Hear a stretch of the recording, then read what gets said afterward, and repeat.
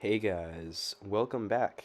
I know it's been a little while, but I just thought I would share this story with you.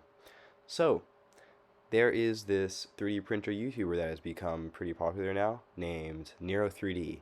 Now, every year around Christmas, he holds a big giveaway. So, lots of prizes. Some of them are really big, like these 3D printers, some of them are smaller, like parts.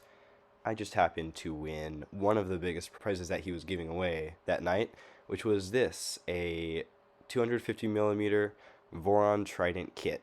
And yeah, it has been great. It took about 2 weeks to get here. Jason from LDO, man, he is awesome. Took me 2 days to build roughly over the weekends, which I think is pretty darn quick. Uh, and yeah, it's been great. Of course, I also have a Phoenix Delta, which it's also great. It's by Rollahan 3D. It's just I got the Voron Trident, which has also been very good. So there's been a little bit of a rivalry between the two. Uh, this one has got some really great specs. Of course, it's by LDO, which is one of the best kit manufacturers out there, known mainly for their Voron kits. So this is the Trident again. Uh, it is a Core XY 3D printer, so great for speed and quality. It's got a 250 by 250 by 250 millimeter build volume.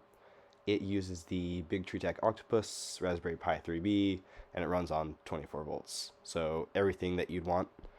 It's totally modern. And I of course still like the Phoenix Delta. It's been great, but what I like about this is its build quality. Really awesome. Super solid. It prints very quickly.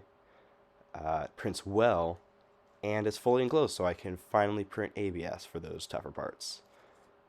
What I don't like though is it's kind of noisy. So it's got a bunch of fans.